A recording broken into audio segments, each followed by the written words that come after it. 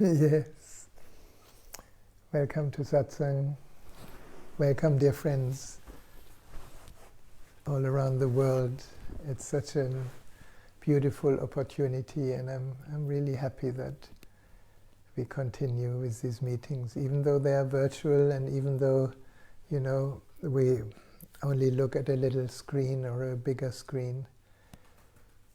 We share a space that is absolutely crucial. It may sound very pompous, but I feel it's crucial for humanity because there's so much unconsciousness and so much fear and so much worry and so much despair and chaos. So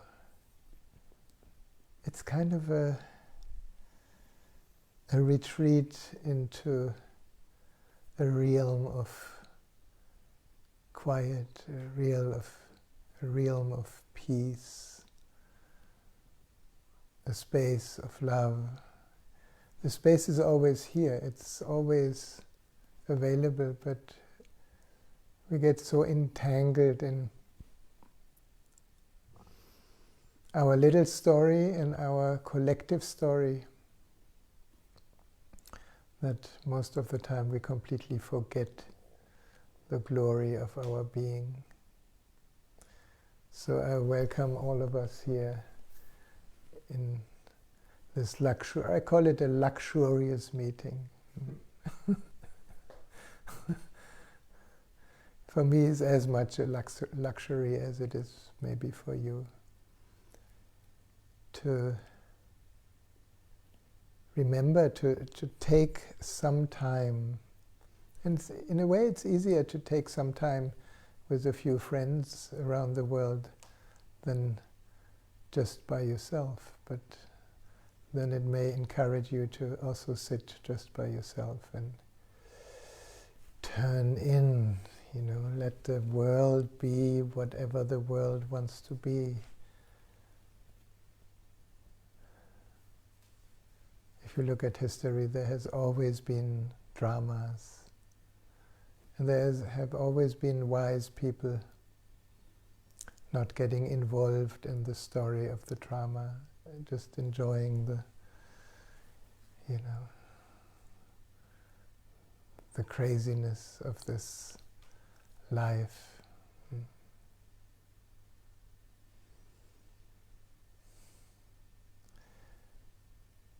So I think the last 8 satsangs we were exploring the Tao Te Ching, and somehow Lao Tzu comes closer and closer, because whatever he said 2,600 years ago is as relevant today as it was then. And can you imagine how it was during the lifetime of Lao Tzu? There was no internet, no electricity, no telephone, no digital media, no airplanes, no cars. And yet, the awakening of consciousness was exactly the same than it is today. So shall we have a look what he says? Later we're going to share a little meditation together and use whatever Lao Tzu said to actually move into the experience, because whatever we can say, Lao Tzu said it as the first line in his Tao Te Ching, where he says the Tao that can be told is not the eternal Tao. The moment we try to put words to the mystery, it's not the mystery anymore. It's not the infinite anymore. It's not the unknown anymore. It's not the virgin expression of life anymore. So we cannot really name it, and yet we speak about it, and when we speak about it, the speaking is really like a reminder to look whether it's true. So here's a beautiful advice from Lao Tzu.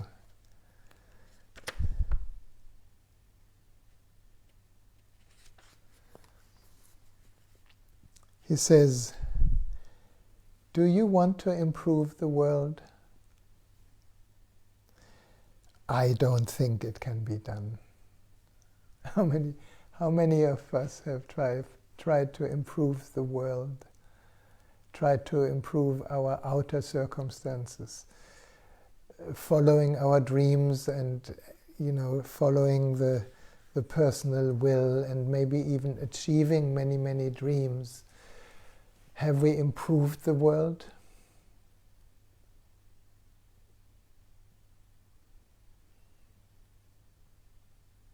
We are the world. Whatever is already. And when we come to the place where it is seen as perfect, we are at ease. No? And then Lao Tzu describes what he calls the world. No? The world is sacred. Take this in for a moment. Whatever is happening is an happening sourced in the sacredness of life in form. And every form is sacred. So he says, if you tamper with it, you will ruin it. If you treat it like an object, you will lose it. That's what we are trying to do. No? And COVID, again, is the best example. No? We try to improve upon the situation through our will, through a war medicine, through fighting something that appears to be an enemy. So we want to improve something. And if you tamper with it, you will ruin it. So I hope we don't ruin it completely, but we are quite very much tampering with many, many, many, many people around the world. The politicians and the governments and all these strategies that are found to fight this invisible enemy called COVID has created so much misery around the world that it's incredible. So we are tampering with it, and if you tamper with it, you will ruin it. That's why, we are tampering with the earth, and it looks like we're ruining it more and more, and climate change gets more and more. And today we took a walk on the beach, and the beach is another 10 meters smaller. The land is 10 meters smaller. The beach the water has eaten away a whole range of wonderful trees that have fallen into the ocean. So erosion is incredible. So if we treat the earth like an object, we will lose it. And then he tries to give some indication how we can treat it better. There is a time for being ahead and a time for being behind. There's a time for being in motion and a time for being at rest. There's a time for being vigorous and a time for being exhausted. There's a time for being safe and a time for being in danger. Why does he mention all these times? It is really to let us know that wherever we are, this is the time to be where we are. Are we getting that? We cannot be anybody else than we are right in this moment. So if in the moment it is time for us to be frustrated about COVID, then that's the time we need to be in. Now. If it's a time where we feel we let go the whole story and rest at peace in our inner being, then that's the time for it.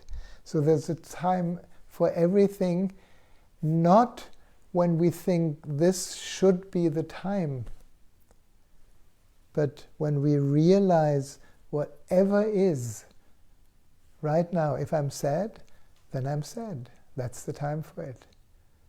If I'm hurting, I'm hurting. That's the time for it.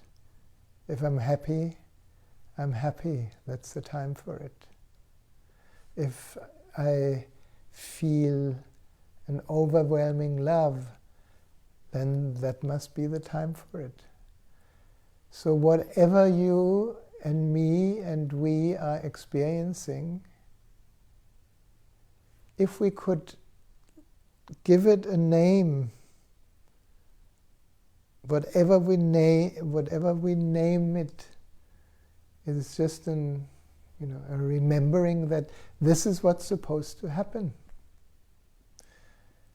Now, for our old egoic mind, also for mine, I have to say, obviously COVID needs to happen.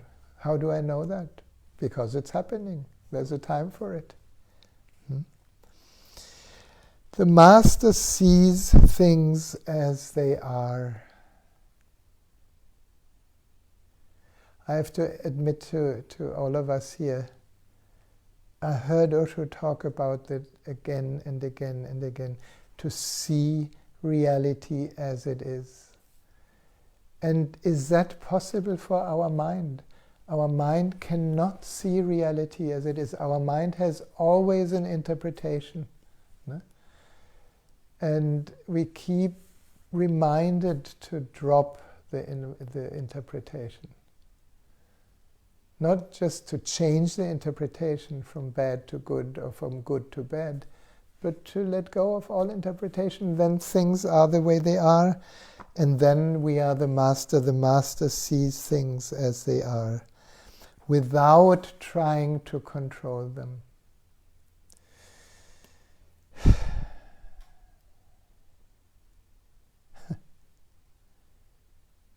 Just notice what happens when you let that sink in. How much do we want to control? The best thing, of course, is our situation with COVID. How much do we want to control it? Like today, I went out and bought batteries, solar panels, backup fridge. We want to control the disaster. We want to control the tsunami. We want to control the earthquakes. We want to control ourselves. We want to control our partner. We want to control our children. No? And we see it more and more. And the government, in the moment here in Australia, controls every step we take. We're not even allowed to go out. And if we are going out for shopping, only 5 kilometers. The Master sees things as they are without trying to control them. Can you imagine we would allow even COVID to be what it is without trying to control them? It's been around for centuries. Coronavirus is not new. But obviously it needs to be controlled, and that's the time for it. But the Master, that within us that is aware, sees things as they are without trying to control them. She lets them go their own way and resides at the center of the circle. I love this picture because it kind of points us to this map that many of you have experienced when you have been doing courses with me, where maybe next time I'm going to show the map of consciousness also in Satsang again, because somehow it helps us very much to see where we are. No? When he says the Master resides at the center of the circle. What is the circle? What is the line of the circle made of? It is made of our personality and all its layers. a little repetition. What are its layers? The sense of separation from the whole, that then creates an identity separate from other identities, which is a function of the unconscious third eye. The belief system that create a sense of self. How many beliefs do we have? The ideals that cover the heart in shoulds and should nots and let the heart shrink. That's part of the circle, it's part of the person that we have developed, which is not real, it's just a conglomeration of conditioning. Then all the strategies that we have learned to control, to manipulate, to judge, to condemn, to be victimized. It's also part of the unconscious circle of our personality. And so on. And our second chakra, our sensitivity and our feelings and the old wounds that we carry from the past that have lodged themselves in the second chakra. And the first chakra, the source of our life energy in the body. If we let them go their own way, then we can reside in the center of the circle. What is the center of the circle? It is beyond all object. It is beyond all sensory experience. It is residing as nothingness. This is why we overlook it, because we don't see it. Residing as not an object. Residing as space. Residing as witnessing consciousness. All these different words that point us to that which is always here. And then Lao Tzu connects that with the art of government, which is quite amazing, because even that would be very helpful if our government would actually listen to that. Whoever relies on the Tao in governing men does not try to force issues or defeat enemies by force of arms. What's happening in Afghanistan? What's happening? Force of arms, military in Australia controlling whether we keep the lockdown and whether we stay at home. Whoever relies on the Tao is basically that wisdom field that is in tune with the evolution of everything. And whoever relies on the Tao in governing man does not try to force issues or tries to defeat enemies by force of arms. The moment we force, we try to change the flow. We try to change the natural unfolding. For every force, there is a counterforce. Violence, even well-intentioned, always rebounds upon oneself. How many thousands of years have we discovered this and don't act on it and keep being violent?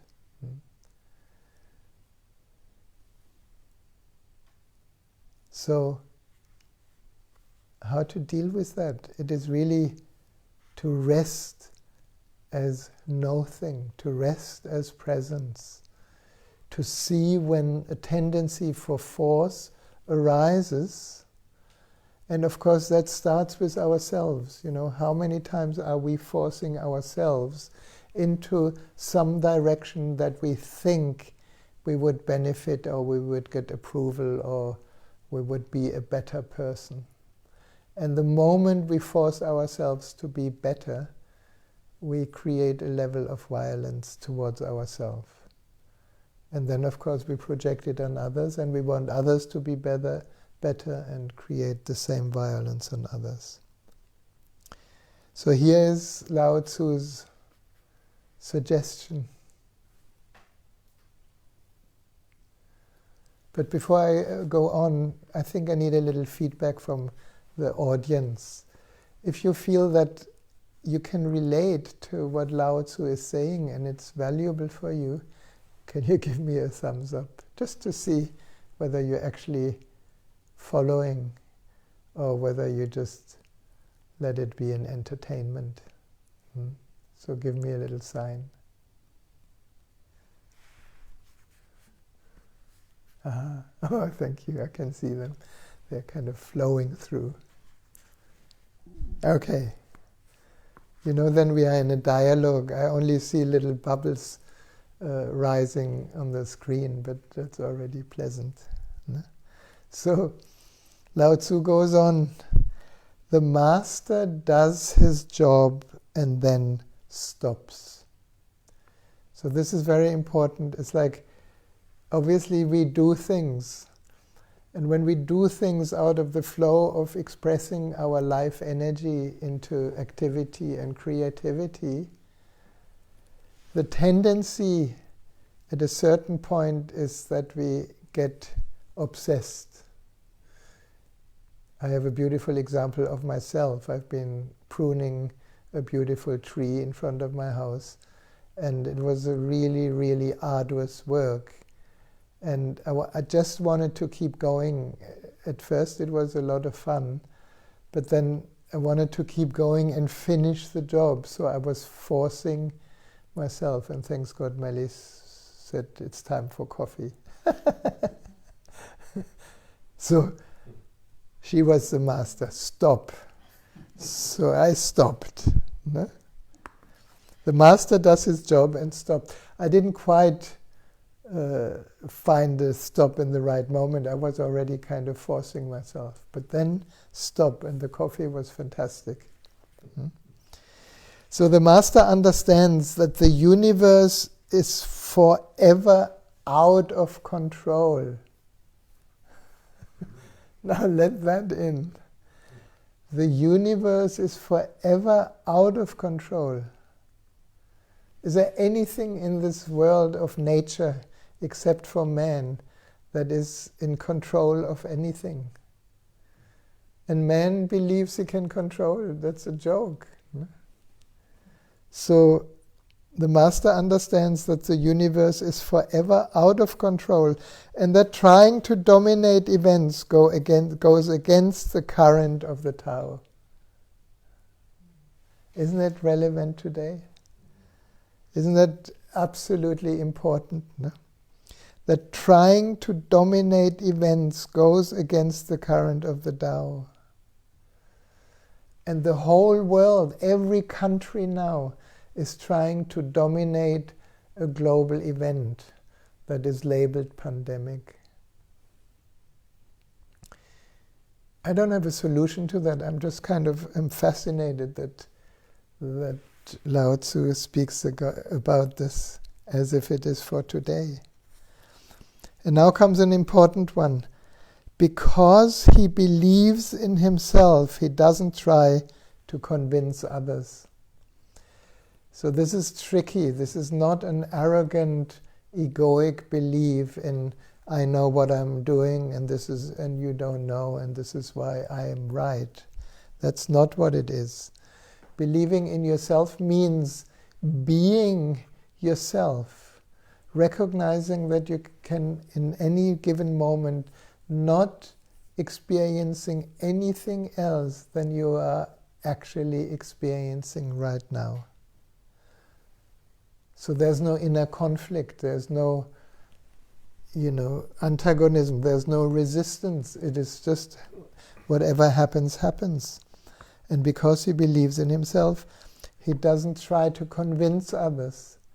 Now, do you notice how annoying it is when somebody is discussing, and in the moment everybody is discussing, trying to convince each other either for the vaccine or against the vaccine? And it has divided our beautiful Malambimbi, that was before that a very spiritual, unified group of people, and now it's divided, no? Because we try to convince. Why do we try to convince others?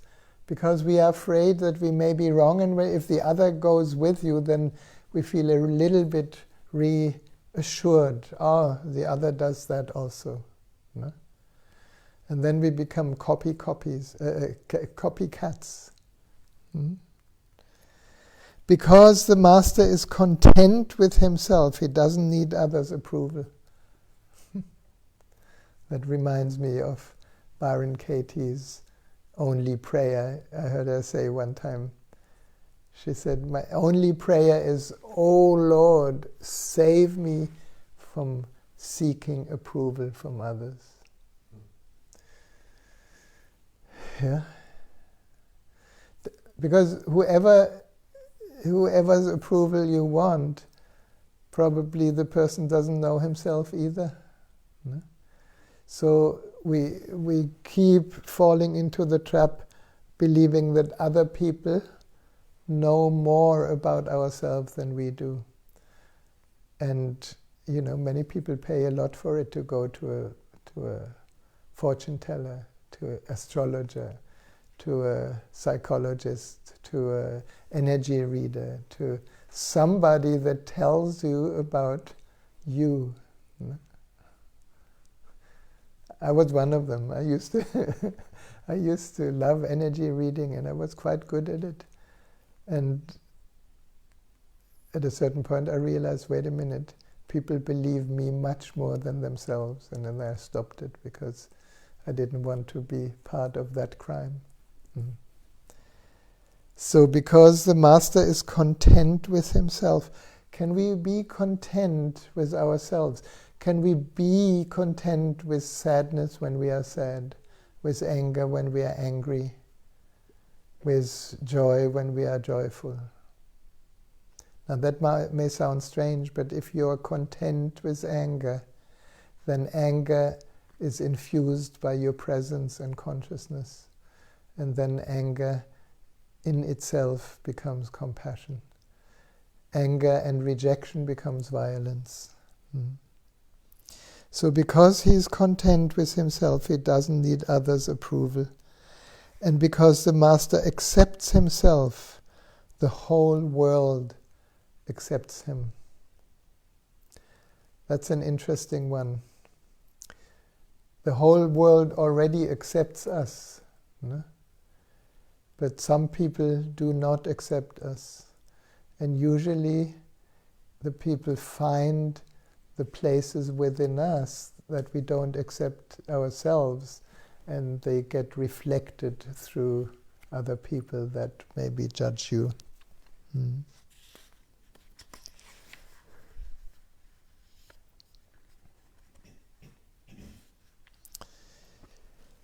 Now he goes a little bit more in detail, which, as there is so much conflict, and especially in Afghanistan in the moment, with the Taliban, he speaks directly to the Taliban. Weapons are the tools of violence. All decent men detest them. Not so many decent men around, no? Weapons are tools of fear. A decent man will avoid them except in direst necessity, and if compelled, will use them only with the utmost restraint. That's amazing. So he gives a little bit of a hint that, if your life and if your family is in danger, and there's no other ways than to use the weapons as a true defense, may be very intelligent. But peace is his highest value, and if peace has been shattered, how can he be content? His enemies are not demons, but human beings like himself. He doesn't wish them personal harm, nor does he rejoice in victory. How could he rejoice in victory, in delight, in slaughter of men? That is something that I have asked myself many, many times. You know, when you see all the crimes and all the violence and all the war and all the racism and all the countries fighting with each other, and in the moment all the Talibans that overrun a whole country of incredible, beautiful people out of a belief that they carry the truth, and whoever is a non-believer of that needs to be killed. You have to be very, very far away from your inner being that is love. So how could one rejoice in victory and delight in the slaughter of men? It's very difficult to understand.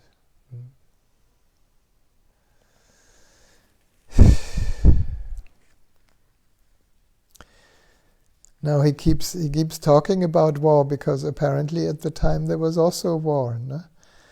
The master enters a battle gravely, with sorrow and with great compassion, as if he were attending a funeral. So if you get forced into a battle, there's a lot of sadness, no? And a lot of compassion. It reminds me of, the samurais in Japan that go with their honor. I remember The Last Samurai. I don't know if you saw this movie. There's some very beautiful scenes where presence or fighting is one way of going beyond the ego and recognizing and honoring the humanness of one's own enemy. The Tao cannot be perceived smaller than an electron. It contains uncountable galaxies. So the Tao cannot be seen or perceived through the senses. This is why it's overlooked. No? But it is so vast that it contains all galaxies, which means it's impossible to conceive what it is, but it permeates us. And each moment when we actually feel, or actually is something deeper than feeling, if we fall into the vastness of being, it is like an ancient remembering. And now Lao Tzu also dreams. He says, if powerful men and women could remain centered in the Tao, all things would be in harmony. Can you imagine our politicians, our kings, our emperors, our guardians, our ministers, if they would be centered in the Tao rather than in their own mind? All things would be in harmony. The world would become a paradise. All people would be at peace, and the law would be written in their hearts. Can we allow that? Can we allow, he's dreaming about peace because this is everybody's dream, but can we actually realize that our deepest nature is the Tao, is peace? That we can actually live in paradise. Buddha called it this very, very place, the lotus paradise, this very body, the Buddha. When you have names and forms, know that they are provisional.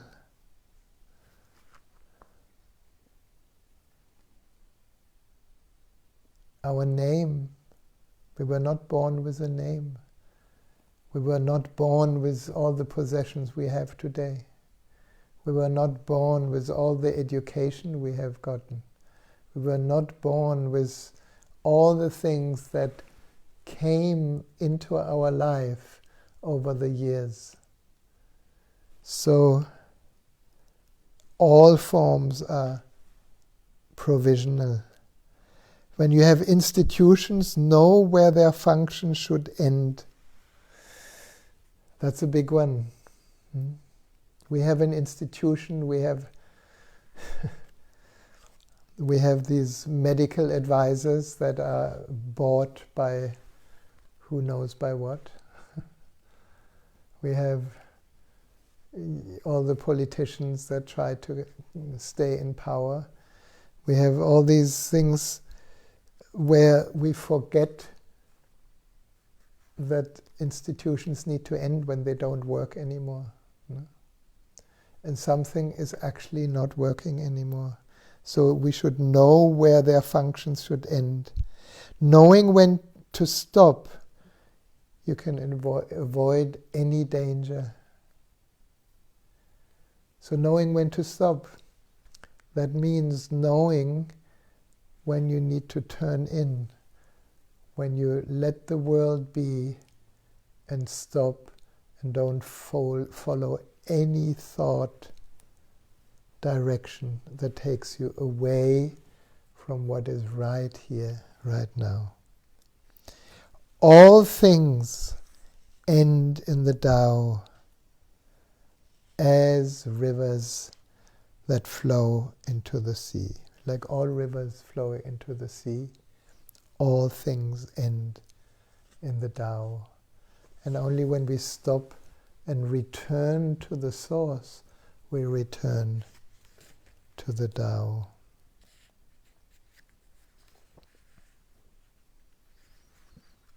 I think it's enough. Huh? Shall we sit with that a little? Thank you. Thank you. Thank you, Lao Tzu.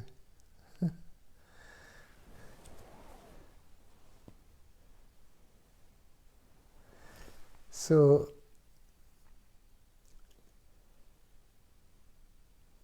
I'd like to guide you a little bit in this meditation.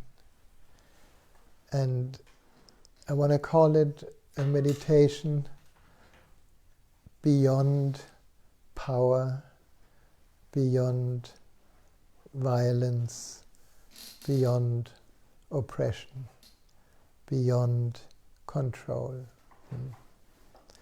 So you can close your eyes, you can sit comfortably with your spine upright, and take a few deep, deep breaths, deep conscious breath.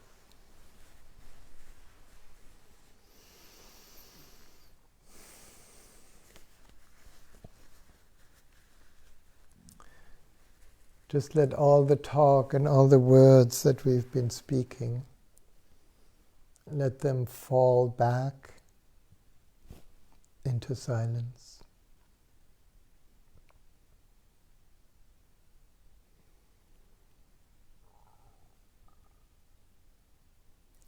It's almost perhaps like falling between the words.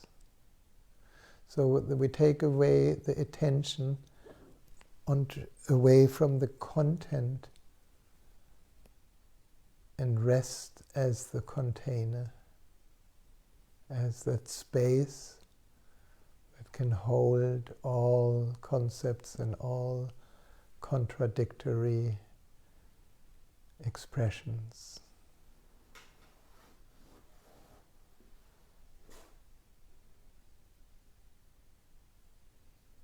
And the direction of your attention is inwards. So forget the world, forget everything that happens around you, and turn in.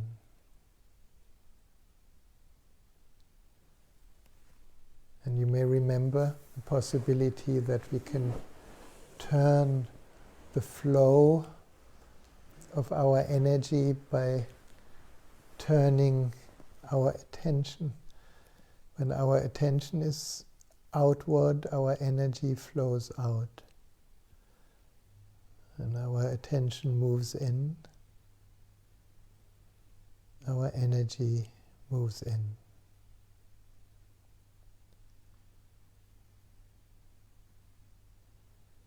And in the inward movement, we naturally melt.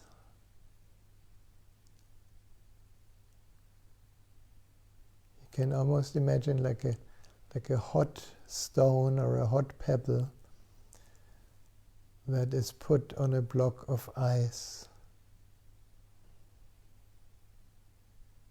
And the heat of the pebble melts the ice, and the pebble sinks deeper and deeper and deeper.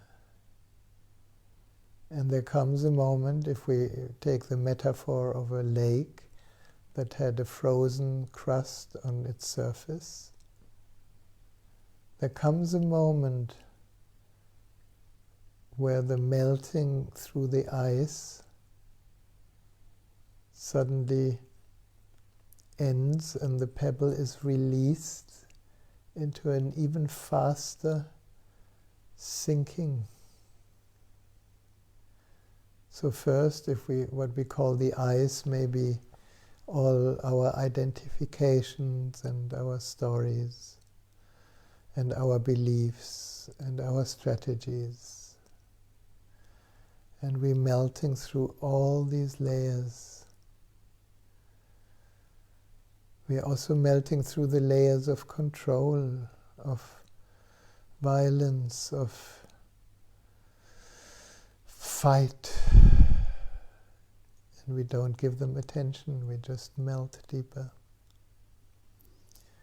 There comes a moment where the resistance, if we take the metaphor of the ice has become water, less resistance, and the pebble sinks faster and faster and faster.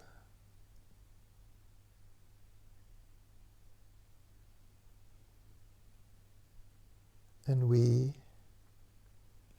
can melt through all the layers of our personality into that infinite vastness that Lao Tzu calls the Tao.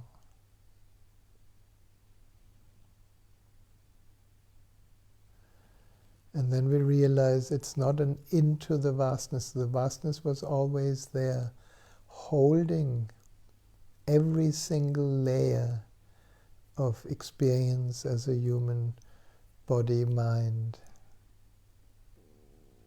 And just through that melting within, we begin to recognize that every expression of life in this body that we experience right now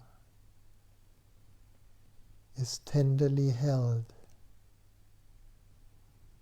in who we truly are, in space, in nothingness,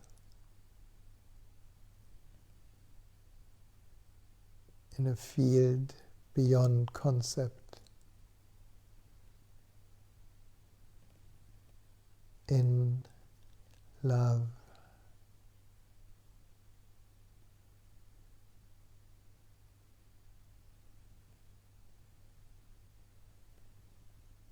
And here we could say love is not born, love is unveiled. It has been already and always here as the very nature of the infinite. Even physicists have found that the whole universe is not completely empty. It is held together by an invisible medium that we call love.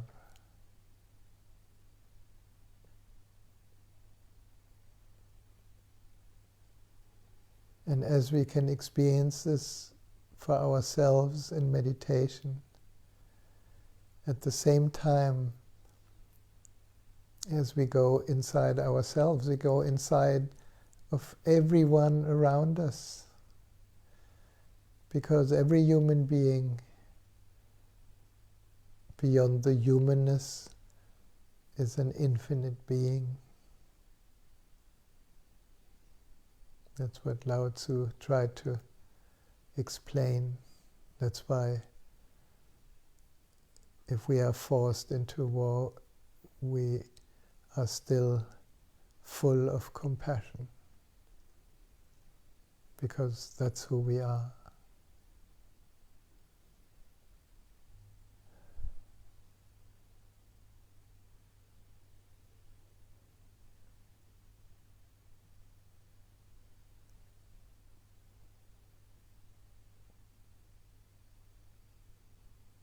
Now, often that space is related to the heart.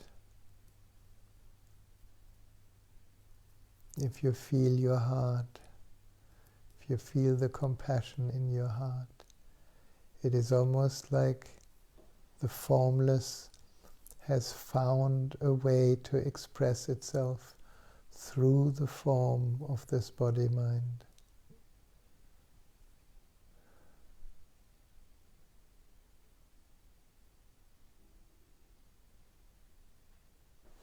And yet the center, the Tao, stays formless, stays silent, stays uninvolved.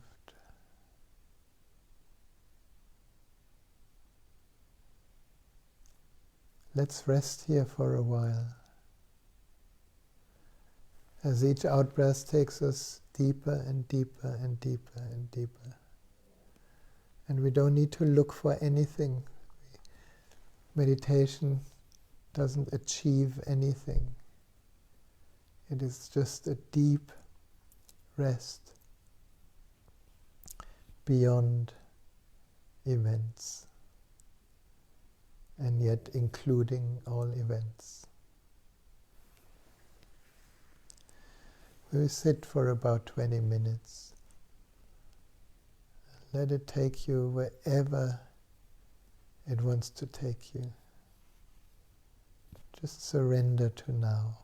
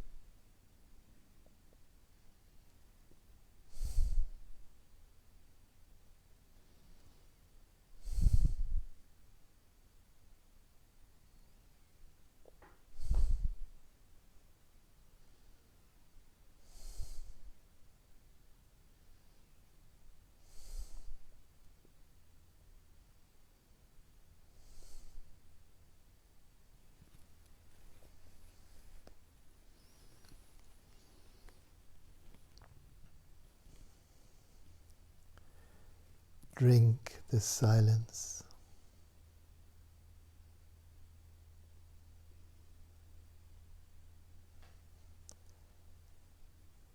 Feel how in just sitting silently, everything that is non-essential gently falls off.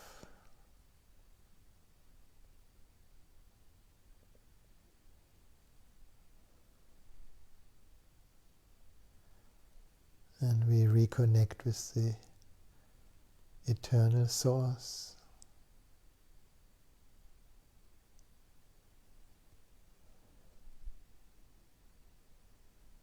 Feel the blessings of this possibility to just be.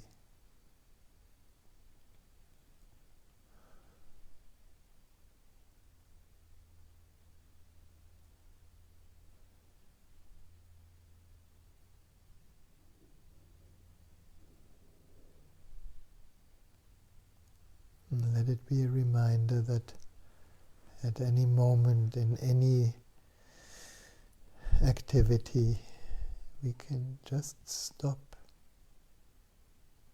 and remember.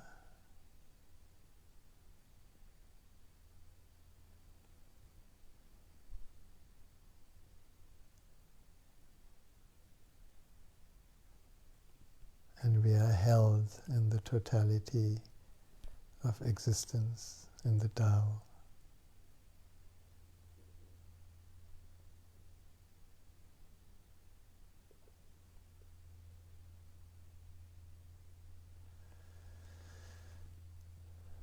And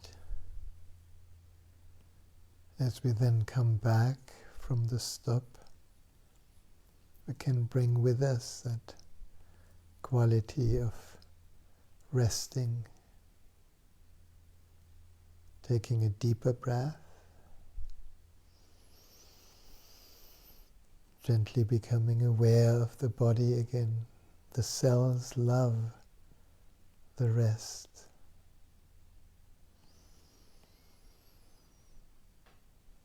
Feeling how your heart has unclenched, how the muddy water has become clear without doing anything.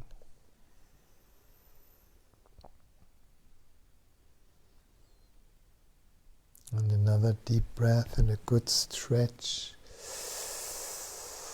back into this Buddha body.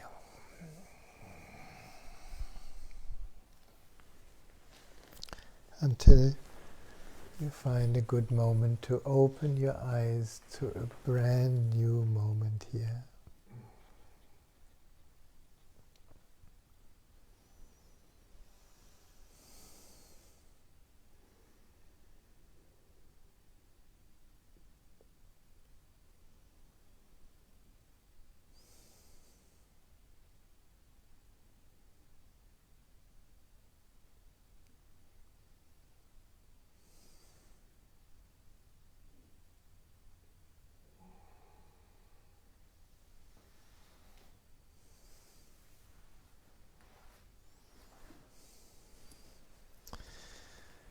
Yes, I want to dedicate the light of the candle today to the Tao, to that which flows through us, to the remembering of who we truly are and of who we always have been.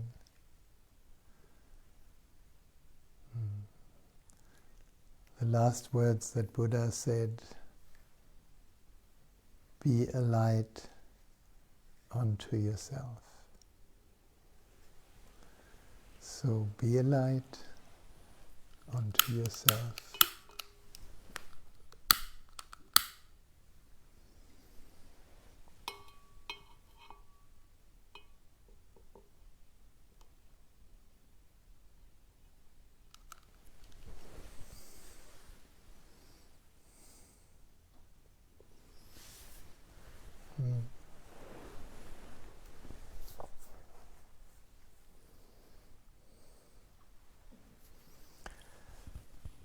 So we have still a little bit of time, if there's anything that you would like to share, if you're with us around the world, wherever you are.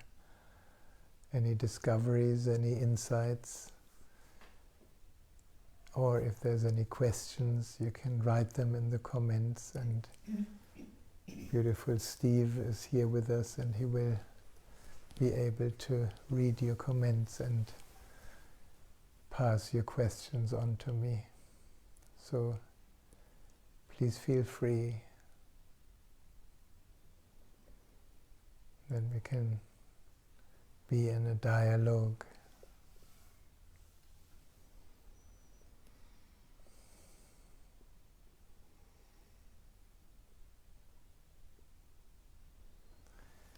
Just on Wednesday, I had a beautiful online gathering with the couples who have done Tantra for couples with me in Germany, and we felt this incredible gift that we have been given, that when we had a glimpse, whoever has a glimpse in a partnership, whoever has a glimpse of the truth,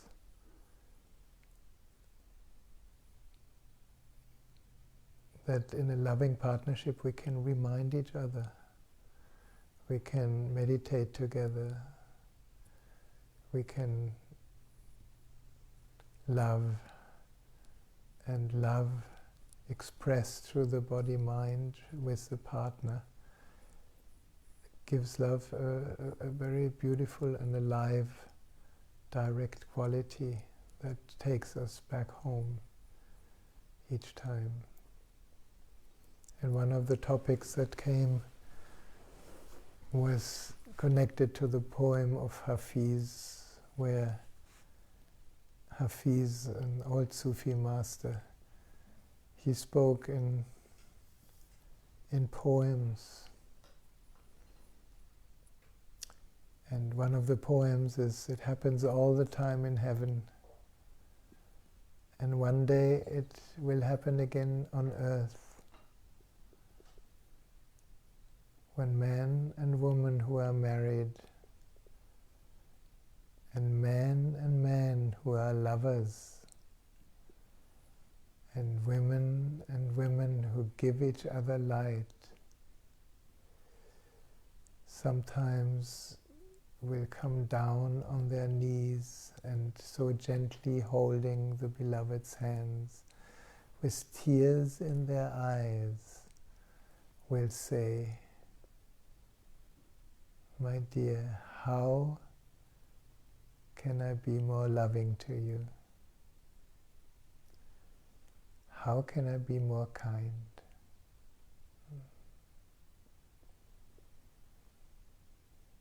And it doesn't need to necessarily be just a partner or a friend. It can be anyone.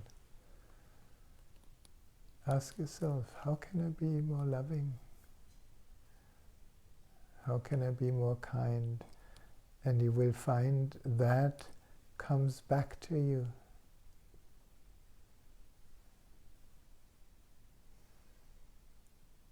And that is the beginning of creating a new world of love and kindness. I don't know where that came from now, but I think it is an important reminder, and I would suggest remind each other. And that's my question to you now. How can I be more loving to you? How can I respond to anything that maybe lies on your heart? How can I be of help? And if nothing is coming from you, then the help is silence, which is the biggest help. The help is space. The help is resting as the Tao. The help is gratitude.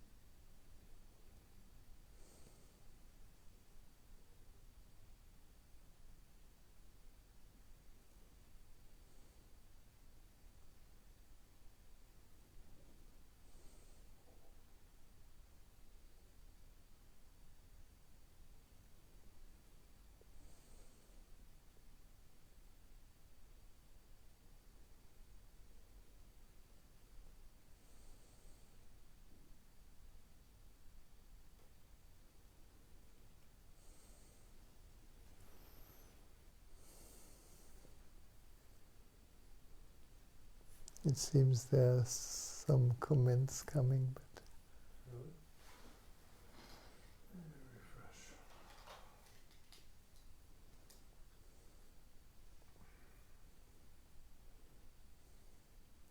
or maybe it's just emojis. Yeah. Just thank you from Dr. Emily. And Emily. Jai-Ping Lee from Kuala Lumpur. Earlier, when you first spoke, she says, "This is the theme that I spoke about at my work this morning." So it's so apt. Thank you. It's beautiful. There are these synchronicities that happen all the time. No? It's a synchronicity where we realize whatever is spoken through somebody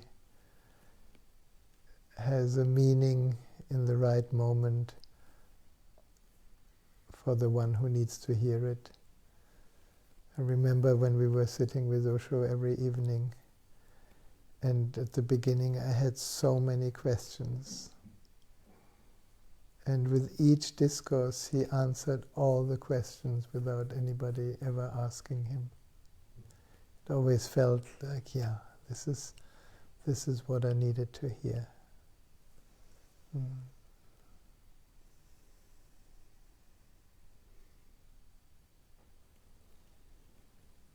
So my invitation to you, wherever you are, is spend the rest of the day in presence and gratitude. Whatever you do, let it be an action coming from love, from presence, from caring, not as a pious should, but as an expression of joy of being. And it will change your whole day. So thank you for being with us. We will have another satsang next Friday. If there's any question that you want me to talk about, you can even write me an email if you like, or write a note on Facebook. And Steve is coming most probably next Friday too. So we have this virtual gathering that continues as long as it continues. I don't know how long. No? So thank you, and have a wonderful rest of the day and a wonderful evening if you are here in Australia or New Zealand or in this area. Namaste.